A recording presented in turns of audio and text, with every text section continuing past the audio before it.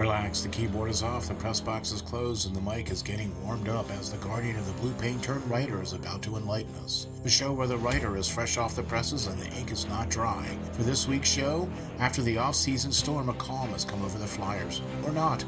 Welcome to the Hockey Writers, Inc. Join Lance and Steel as we bring you all the latest on the Flyers.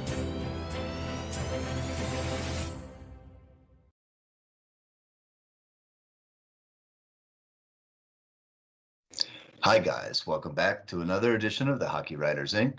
As always, I'm your host, Lance Green. And I'm your co-host, SteelFlyers. And boy, I'll tell you what, we've got a really good one here for you today, folks. Woo! What do you think, buddy? I'm excited. You are? Yes. I mean, we are definitely in the full throes here of, hockey season is long in the rearview mirror, and the beginning of the beginning of the regular season and all that is way kind of in the distance still, and we're going to go with after the off-season storm, a calm has come over the Flyers, or not. So we're going to jump right into it. And posted a couple of days ago on the FlyersNittyGritty.com website, which, by the way, go check that out, man. The new store for the website looks good, man. A lot of new swag going on over there. Indeed. So, yeah, man, for sure. You got to check out Jamie Baskow and the guys and Yarif and what they're doing over there at Flyers Nitty Gritty. Really appreciate all the help and all the support that they do and everything that they're doing over there. So appreciate that. Go check them out. The new store looks great. Can't wait to check out some new swag. So for sure, check them out. But Lance's article, who's also one of the writers for Flyers Nitty Gritty. Hey, what do you know? Go figure. Imagine that. So the other day you posted an article. Are the Flyers destined to have to rely on youth and inexperience to provide depth at right wing this season? And honestly, I'm going to have to ask the same question. I mean, as you mentioned in this very articulate and detailed article, that you feel Chuck should not be done with some things, maybe? I do.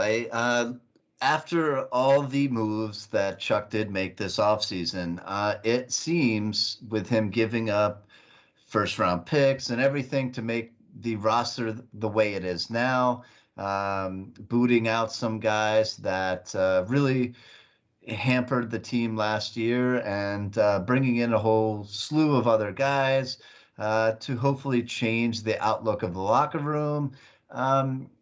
I really sat back and I looked at this roster and I said, if Chuck is going to go and be all in this offseason like he seems to be doing, where are any holes, if any, that still apply? And that right side is very young, very inexperienced for a team that you're going to be giving away first round picks in order to bring back to, a level of competition to compete for the Stanley Cup.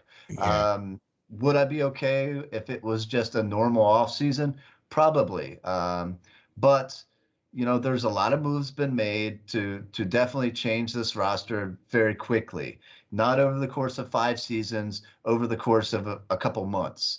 And this, I think, needs to be looked at. Now, another piece since this article came out is come into play with the signing of Carter Hart. So we are, little less in cap space in which to do so. So, it leads to definitely some questions still to be had. Okay. I agree with what you're saying, and that's kind of why I'm asking you some of these things, because I also really think that there were some names that you brought up in this article, you know what I mean, that are going to potentially need to take that next step. I mean, we've talked about it in previous shows, and you've written about it in previous articles about how a lot of these young prospects have kind of taken a step back this year. You know what I mean? And I think that one of the players that you talk about in this article is one of the bright spots, okay, that I believe was part of the Flyers team this past year, and that was Nicholas Abe-Kubel. Yes, NAK, as they call him, is a guy that is pretty much a fourth line player at this point. But he can potentially come up at times when there's injuries that occur. He is a scrappy, gritty player, like Philadelphia, has liked in the past. He is what I think 25, if my memory serves me right. 24, he doesn't 25, something like that. Yeah. He doesn't have a ton of NHL experience still with him, though. And through this season, he had only 3 goals through 50 games played. So that inability to really produce is going to leave him on, at least on the score sheet, is going to leave him on that fourth line. And although that is fine, he really seemed to catch that Zach Ronaldo treatment from the referees this season. And what I mean by that is, every time he stepped on the ice, he was looked at and hawked at by the officials to see if he was going to, commit anything that they could call him for. He is a very energetic player that goes out there and completes every check like a player should, but at times he's a little, not so disciplined with it. And likes to come up high during hits, leave his skates leaving the ice. Just a little, unrefined in that sense. If he's going to play that physical, now a physical game is, great in my mind. We're all for that here on the Hockey Writers Inc. But he's got to be more careful with it. Yeah. In my mind, and he just doesn't have the production to maybe move up to that third line pairing if they're going to be competing for a playoff spot once again. It's kind of funny that you mentioned that, because he really didn't. I mean, I get what you mean though by the Ronaldo treatment. Mm-hmm. You know what I mean? But he doesn't have the size to be that player. He doesn't, but he did lead the team in penalty minutes this year. Okay, I get you on that, and I'm, that's that almost doubling half of the team. Yeah, he definitely obliged the referees as many times as he probably could. Like there was no shying away from obliging the referees to pull out that whistle and call penalties on him, and that's what got him into trouble. Well, and that's what led, partially, not fully, but partially led the team to having some penalty killing issues. They were down a man way too frequently for my liking. I'm always down for a guy that is willing to take a penalty, a good penalty for his club, to stand up for his teammates, but you better be bringing someone along with you to that penalty box if you're going to do that.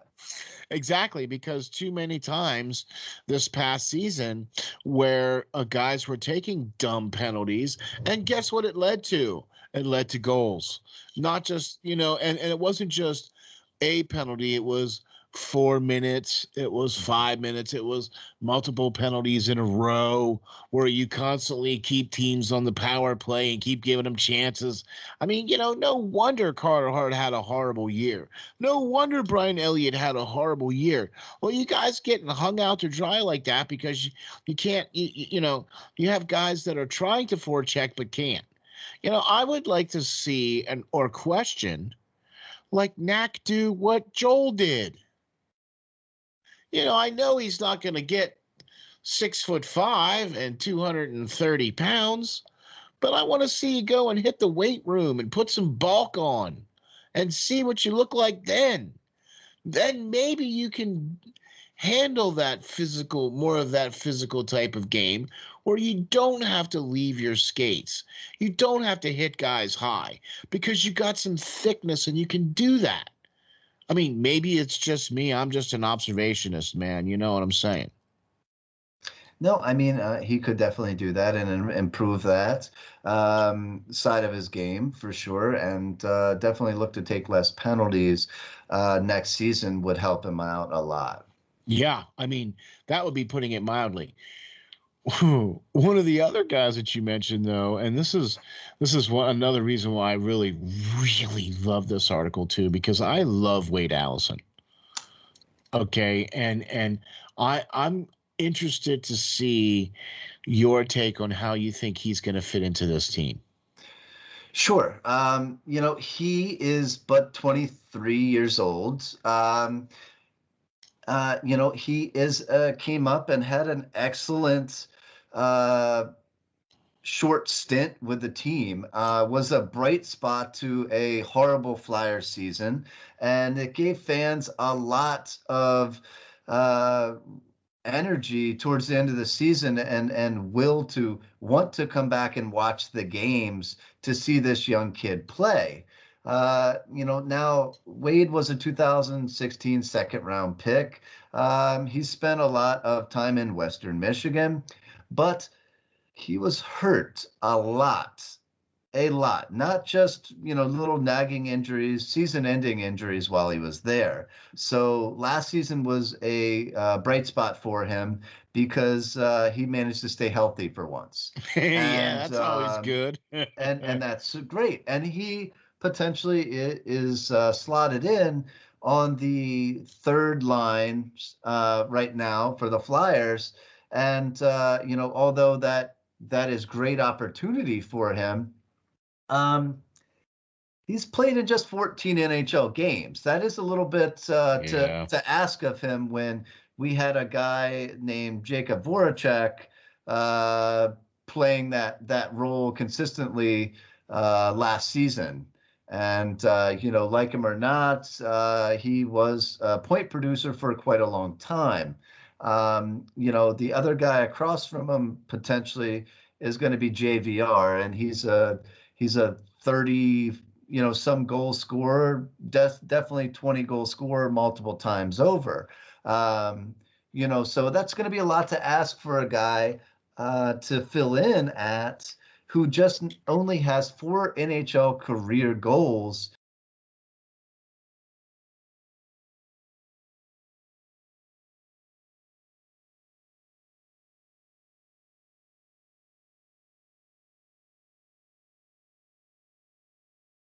To step in and play full time on the third line this next season.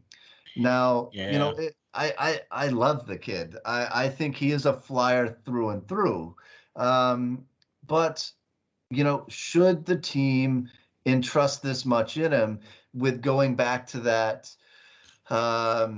theory of, looking at how much they put into this offseason and how much they gave up in order to make a complete turnover of this roster in a short amount of time. Is Chuck really gonna go with a guy that's only played 14 games and, unaware if he's gonna have that sophomore slump? Or is he going to rely on him and think that he's going to be that next Joel Farabee that can come out and score 20 goals next season? I don't want to put that pressure on this kid so quickly. And I think it's wrong to do that in a sense, because I really like this kid and I really don't want to see us rush him to the point of him needing to be that person quite yet. I mean, that makes sense as far as to say the article is saying, relying on the inexperience and the youth. And, okay, look, I think that what Fletcher has done over this past offseason has basically told us that that's exactly what he's going to do. but he's going to rely on some of these younger guys to step up. And that's exactly what he's planning on some of these guys to do. And I think that that's exactly what a guy like Wade Allison or a guy like Nicholas NAK. Kubel, or any one of those guys could fill that role very easily. Okay, and I could see Chuck saying, okay, let's give these guys a chance.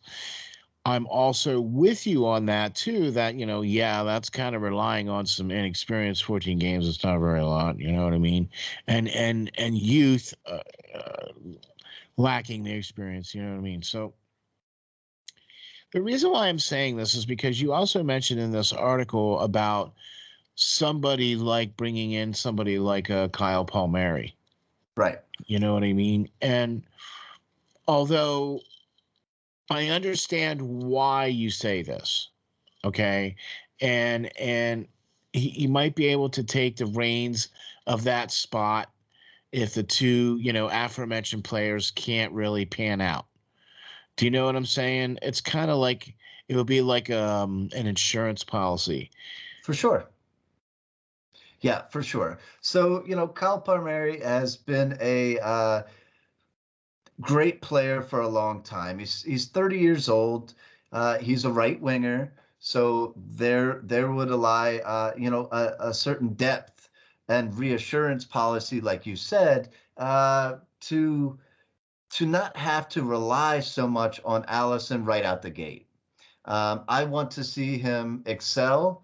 I want to see him be given the chance, not blocked, for any length of time, but a 1-year deal for Palmieri would be that insurance policy to make sure that these first round picks and everything else that they brought in and managed to do this offseason isn't for naught. When this goes down, towards the playoffs. And, did anybody really think that Carter Hart was going to have this type season that he did last season? A setback in a way. Of course, the defense was not looked at as a bright spot going into last season.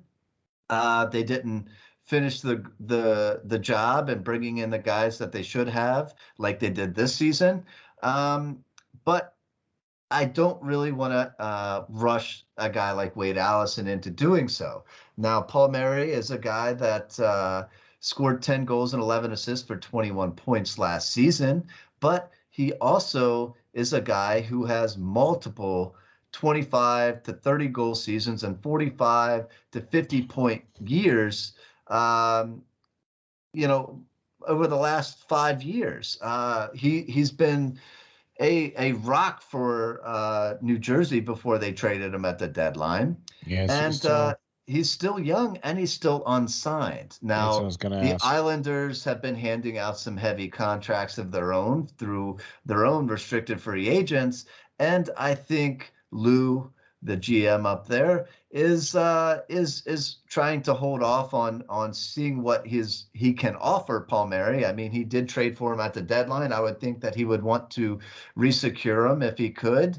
But if push comes to shove, a 1-year contract with a team like the Flyers, where he could maybe get back to that 15 to 20 goal or 25 to 30 goal years for a smaller asking price or a smaller annual salary for this next season, he might be at a better point at the end of next season to ask for the type of money he did before this last contract ran out. Yeah, I'm with you on that. And that might even be able to potentially be another,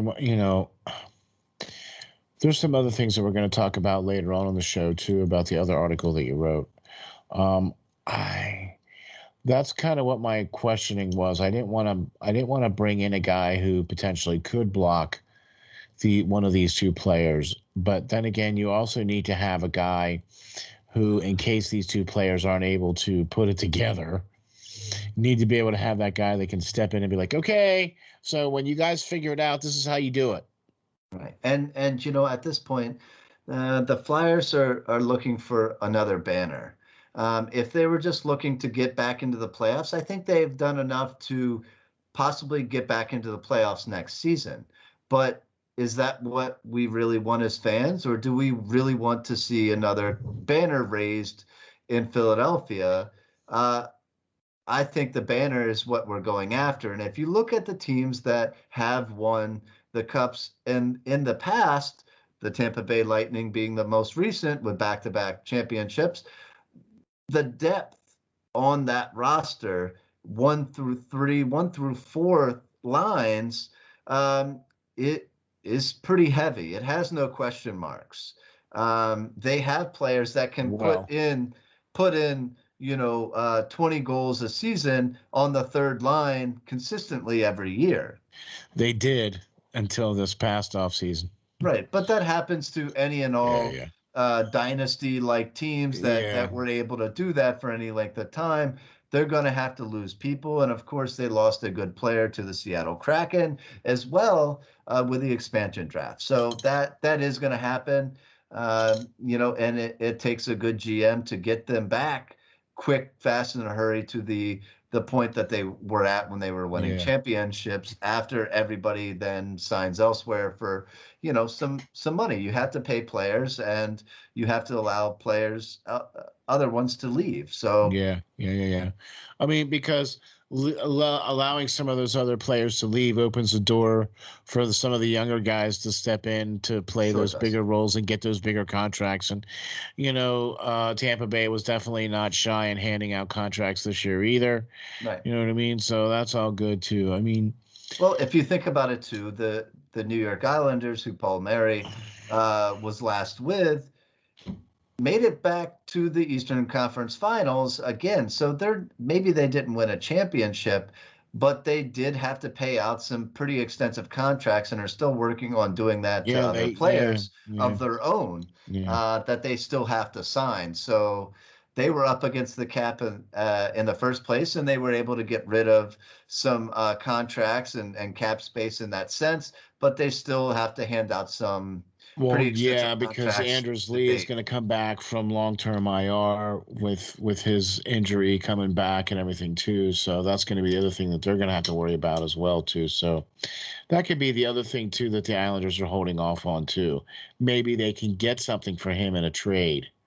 Do you know what I mean? Because you can trade up until the trade deadline. So you never know. And somebody could get hurt in training camp. Yep. And something could happen, or somebody might retire. I mean, you just never know what's going to happen. And it's always nice to have those depth players. Do you know what I'm saying? And that's what I think he would be.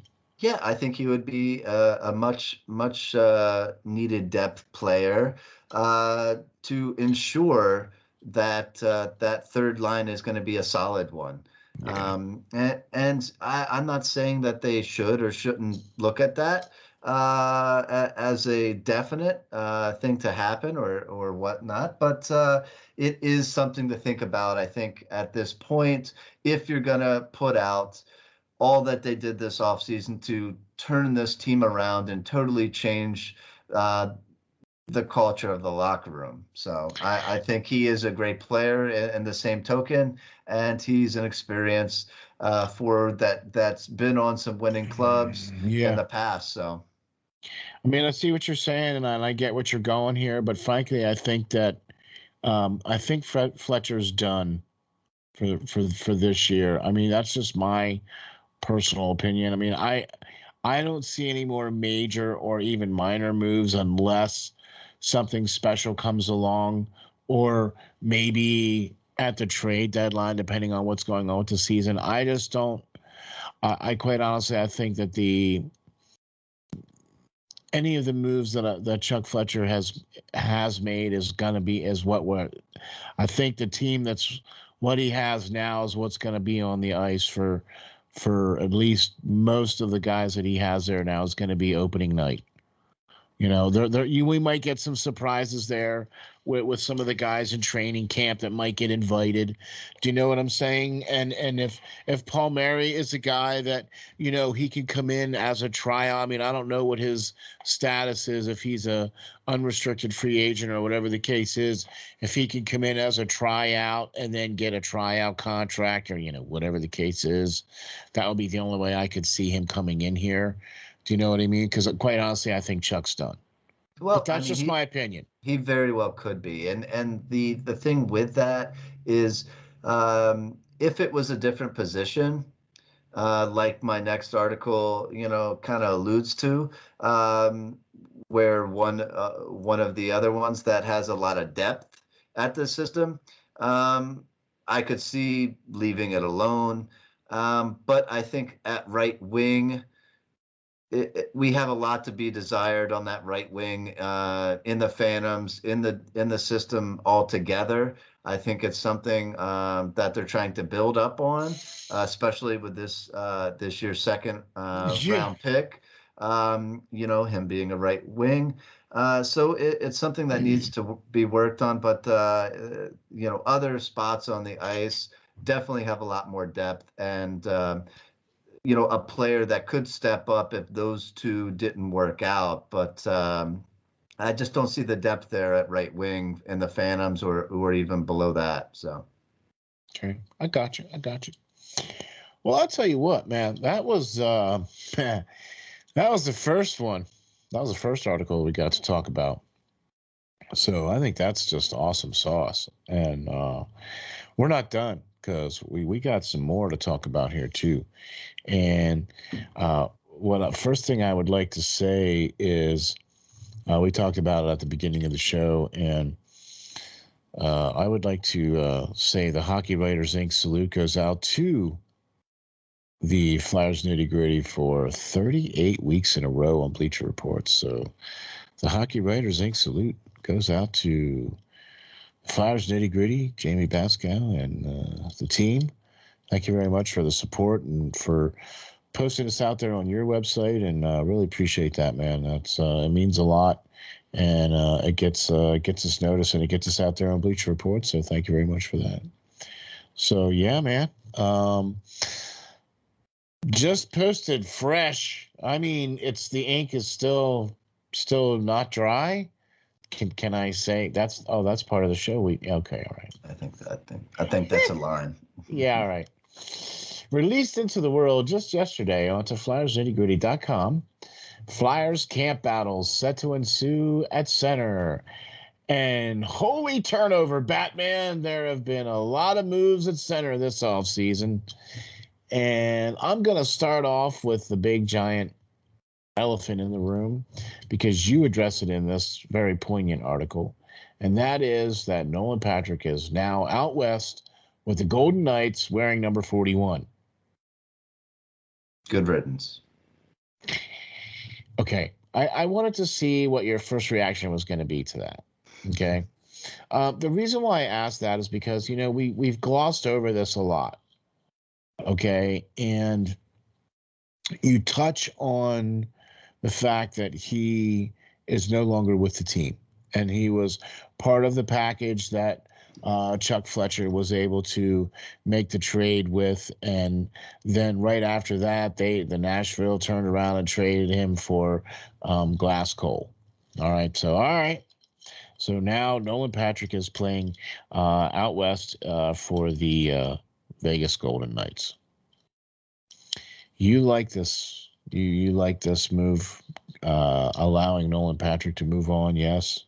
Yes, very much so. I like it. Chuck Fletcher made a lot of these moves. I believe I called it a mass exodus of these players that he deemed that were doing the team a disservice. Yes, sir. And one of those players being Nolan Patrick. Nolan Patrick was second worst player in the league as far as plus minus goes. Every time he seemed to be on the ice, the other team seemed to score a goal, and he just didn't seem to be really with it here in Philadelphia anymore. I think it was good for him to move on, to get a fresh start somewhere else. The Flyers organization was really hoping that he could be that next great star that, when they got him second overall. And it just really didn't turn out to be that way, to put it nicely. So. All right, so I'm going to be real honest with you now here. You look at the way Eric Lindros came into the league and the hoopla with Eric Lindros and how he became a Philadelphia Flyer. And he was a first-round draft pick, and people were fawning over him and fighting for him, okay? And you look at Nolan Patrick, first-round draft pick, second overall, right? And everybody was deciding, is it going to be Hischier? Is it going to be Nolan Patrick? Whatever. But when you looked at a player I'll even talk about Hischier because he was drafted ahead, right? The guy drafted right ahead of Nolan Patrick. He looked like a number one draft pick. He played like a number one draft pick. He acted like a number one draft pick. He didn't have the injuries. He was able to play right away. He didn't have any of those nagging issues that were part of his past as far as injuries were concerned or whatever case like that. Okay? Look, I don't need you to be, Mr. Congeniality here. I don't need you to be Mr. Social, right? But as a second overall pick, I need you to be, a second overall pick. Okay. And there was too many red flags. There was too many red flags when he was drafted second overall. And that's why the New Jersey Devils did not draft him. Okay. And so, look, I'm not trying to take anything away from Nolan Patrick at all or anything that what the Flyers did, but it was time to end that marriage and allow both sides to go their separate ways. Agreed. Yeah. So, all right. So now Flyers are kind of in need of some centers, aren't they? I think so. With everybody that got shipped out and everything and the turnover and all that. And Scott Lawton is the guy that you mentioned in the article as a perfect 3C. If you ask this writer, and we are going to do just that. So, with all the moves made, do you like Scott for 3C? I like him as a third line center out of the bunch that we have. Yes. A lot of people were messaging me today and they thought that Giroux should move to third line center. And I kind of questioned that. They moved him to wing because of the fact that he was slowing down. He's getting older now. And also I questioned them on the fact that do you really think the team would want to pay their captain to play on the third line and to be $8.5 million or whatever he gets paid to play on the third line minutes? I know they did that with Voracek at times, but he didn't really buy into the system and he really wasn't wanted here. That's not the same case as Claude Giroux. So, and then that would just make another hole on the top pairing line on the left side. So that doesn't really make that much sense to me. Scott Lawton is a player that some people rather see on wing. But let's remember, the only reason that he saw time on wing at all was because Oscar Lindblom received a cancer diagnosis. Yeah. And his natural position is center, though, right? He's always been a center, yes. That's what I mean, yeah. So, and, I like that move. I really, really, and you know what? I would even put him with Lindblom or I think JVR is going to be on that third line. Or JVR would be nice. Maybe even TK. What do you think? Well, TK plays the other side, but I mean, He plays the other side of the right wing. I think he'll be on the first or second line. I think he has a rebounded year, as he had a down year last season. Yeah, but I wouldn't mind seeing that. I wouldn't mind seeing that rotation, though. Well, it could be. AV is a coach that likes to move players around, but I think Scott Lawton is a good face-off man. He's able to take the draws. He's able to win a good majority of them. He does some great things that a third line center should be doing. A lot of people like to see their centers score 50, 60 points a game, but not all of them have to. That's a first and a second line center that should be doing that. Now, Scott Lawton led the team last year in hits with 141. Okay, he's banging players into the glass, and he's getting that puck possession back. He was the best forechecker and back checker on the team last season, and he led the team with a plus 13 average. Both of those make for a superb player to be on that third line. All right, that is what you want from your gritty third line that is going to go out there and be those workhorses. May not be the most talented players on the ice, but that's okay because they will work that much harder. And that is, him in a nutshell. So I really like him as that, and I see him moving around a bit at times this next season to out of that spot and worked into a wing role as injuries occur. Yeah. So that's really where I see some much needed depth beyond just him.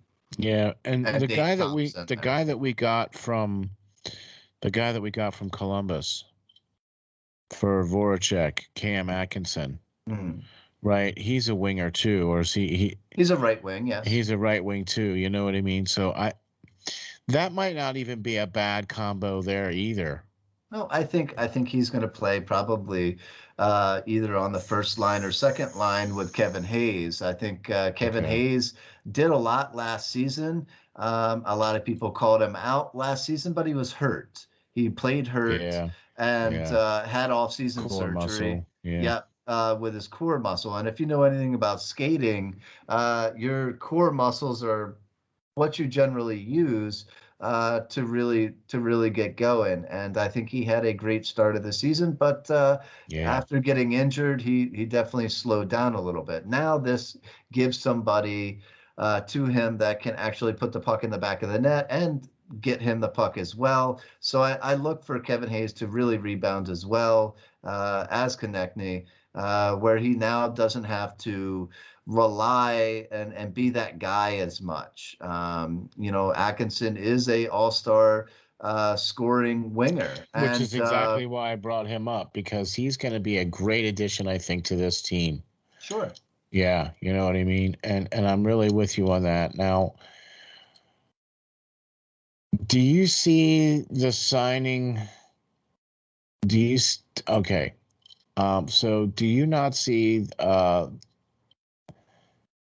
right, I don't know how to say this. I'm just going to come right. All right. I'm scratching my head on this whole Nate Thompson signing again. What? Well, I think at the time of the signing, he is 36 years old now, but he was brought back because the team's penalty killing was god awful, and he really can win some draws for the team as well. But I really think that the team had a lot of depth with some of these guys that we're getting ready to talk about that could have stepped up and filled that fourth line center role just as well as Nate Thompson. Okay, so I'm not the only one scratching my head on this one, right? I mean, I think this is another knee-jerk reaction of bringing back somebody that, it's almost, to me, it's okay. I know we talked about this in the last show. I am not a fan of Justin Braun whatsoever, and I am not a fan of Nate Thompson at all. I know he did some good things for the team when he was here, but he also didn't do some things that we were expecting him to do that he did not do. Hence his physicality, hence sticking up for other teammates and things of that nature that he's known for, did not do.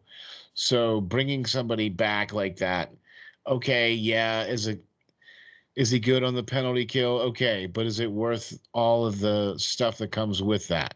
I just don't feel that's the case. To me, I feel this was a waste of money and a waste of effort on the Flyers to bring this player back, when, as exactly you said, these next two players that we're going to talk about could very easily fill this role. Okay? And the very first player we're going to talk about is, guess who? Morgan Frost. Yeah, Morgan Frost, he's a 2017 first-round pick. He was an electric player for the Sioux Greyhounds of the OHL. And, he was over a point-a-game pace for much of his junior career. He does have the most NHL experience of any of the prospects at the center position that we currently have. He's played in 22 NHL contests to date. And during that time, he's netted 2 goals, 5 assists for 7 points. But with that being said, I don't think the team wants to bring him in to play a fourth line role.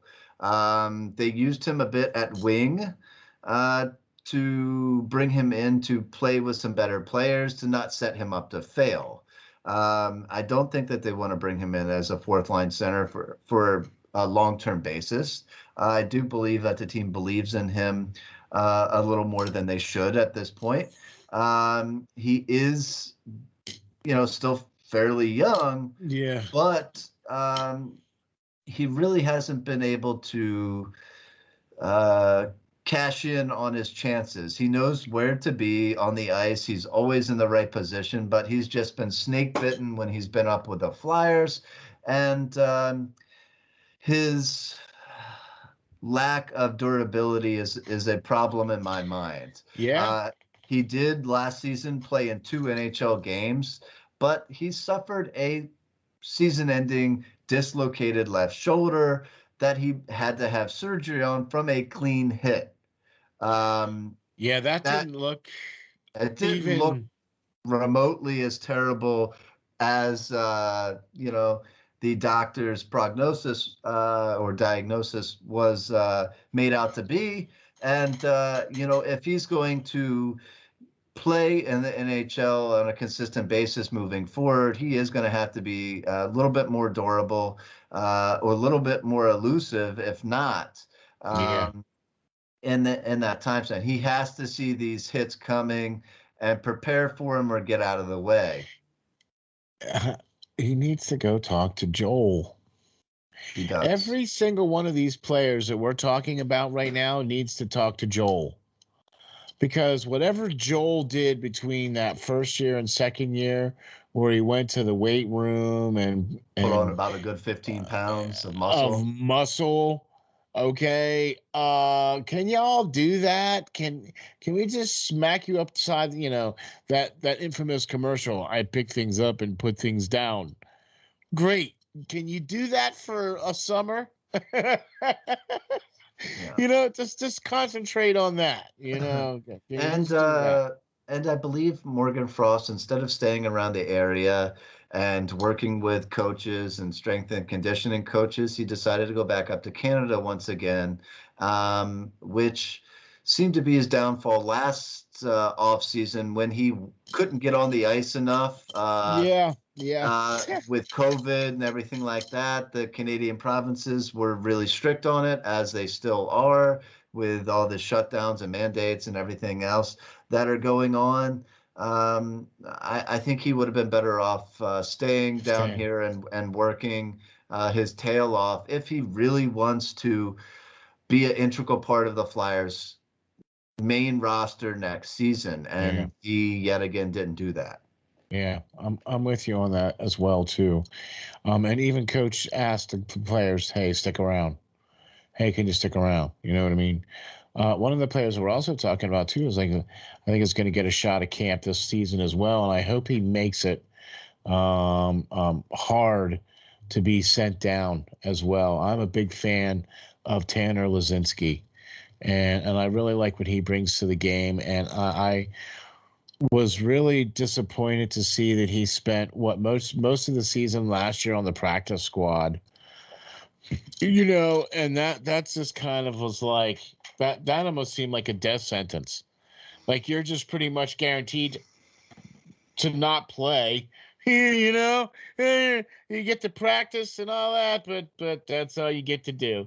Yeah, so Tanner, he got his chance with the Flyers at times this season, playing in 5 games. But like you said, he was most of the time resorted back to the taxi squad. And he is 24 years of age and played a lot of time down at Ohio State with the Buckeyes. He spent 4 seasons there, which he was a point per game player there as well, as he was with the Chicago Steel before that of the UHSL.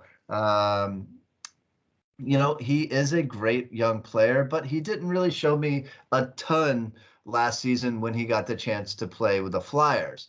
Like you said, he didn't get a lot of time at the AHL level either. He was stuck in a limbo there. He played in 14 games last season in the American Hockey League with the Lehigh Valley Phantoms. And while there, he posted 6 goals and 4 assists for 10 points on the year. Not too shabby, but he spent a lot of time not playing games because he was needed to be there with the team in case, somebody got sick. So what I think will do him the best is to play consistently with the Phantoms and be called up when needed for the Flyers. He is a little older. He has played against, grown men in the NCAA rankings. And he knows what is going to be needed of him. And I really wanted to see a little bit more from him last season when he got a chance to get his feet wet in the NHL. But I think, he just didn't really get a chance to do that. Yeah, and it's hard when you spend all that time on the taxi squad, and it's like, we only need you for a couple of games throughout the whole season. Mhm. And it's like, wow, really? I spent the whole time on the taxi squad. I practiced with everybody, but I never got to play. I'm sitting up there in the press box watching the game, and it's like, okay, so he took one for the team last year. All right. So let's see what he comes out with this coming camp. See, I think this training camp for Philadelphia this year is going to be very pivotal because I think we're going to see a changing of the guard. And I also think we're going to see the changing of the culture as well, too, because of the players that Chuck brought in. He's bringing in guys that are AV type guys, right? Finally, Fine. yes. Okay. So, I guess it only took the first 3 seasons bricks on the head. You know what? Okay. Last guy we're going to talk about here, and also very excited about this. Another great prospect as well too, and that is Jackson Cates. And I'm excited to see what he's going to potentially be able to be for the Flyers. If not this year, then maybe, I don't know. What? You tell me. Well, he's signed through this next season.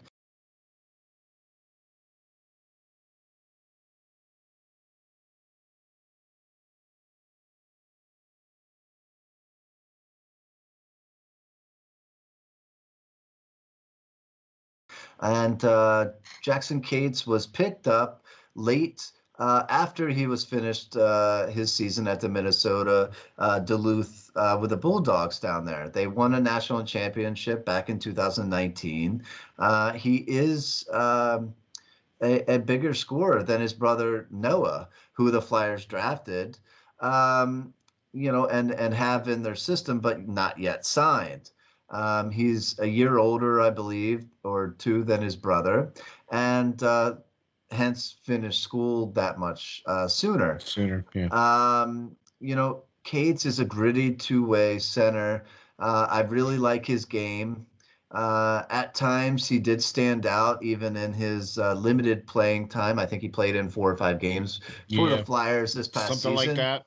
Yeah, Um, something like that. yeah, so, but, he is an older player like Blazinski. He's 23 years of age, where Tanner was 24 now.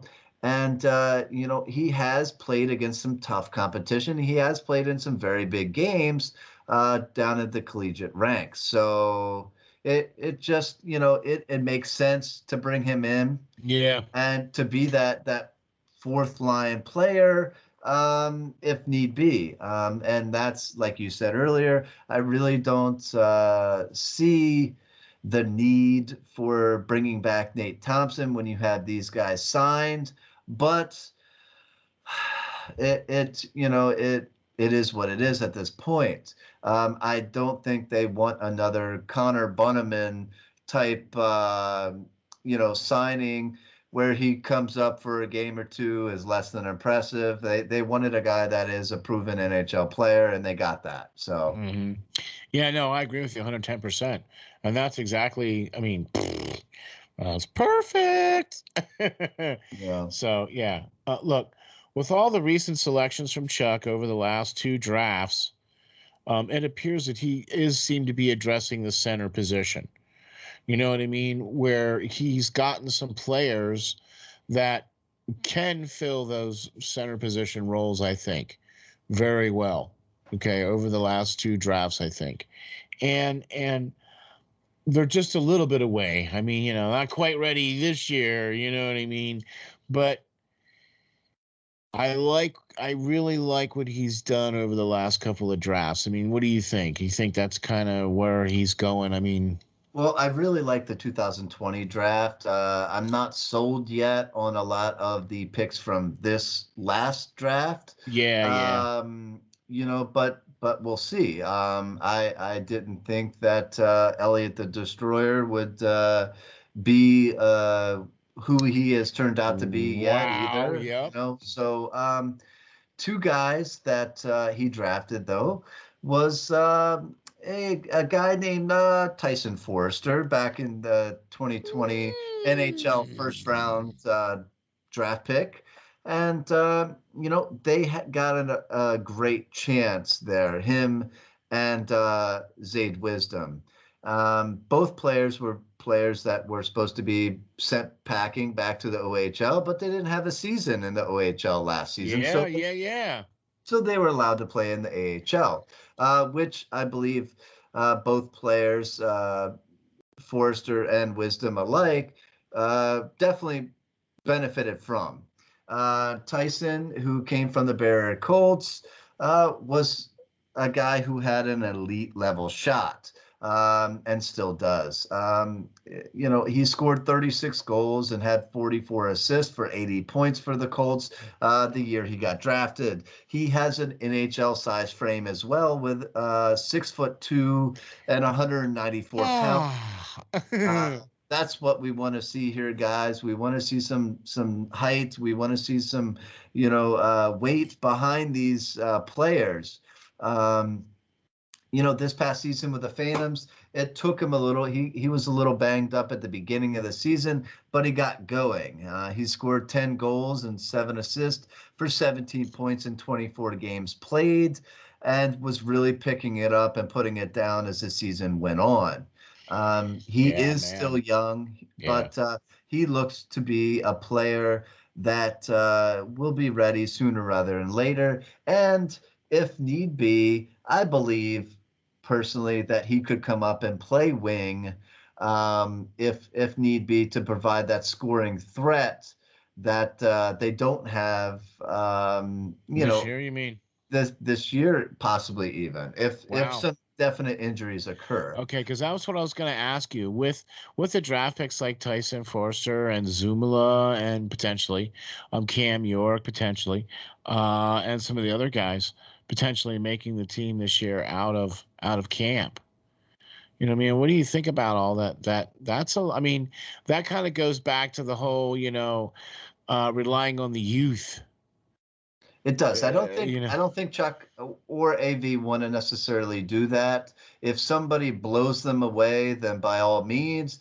But the guys they signed, with Yandel and everything else, um, it makes it so that they don't have to do that. yeah, And yeah, it's going to give them all a year to play some big time minutes at the AHL level and not have to be rushed. Now, if their injuries occur and they can come up and showcase themselves a little bit, by all couple of means, games, whatever. Yeah, right, and get some experience, then great. But it's not going to have them come yeah, in and play big time minutes for the yeah, Flyers and be rushed. yeah, And that's what it is with Tyson, and Wisdom as well. I really like Wisdom. He is yeah. a lock in my mind to be that potential third or fourth line He is a center flyer.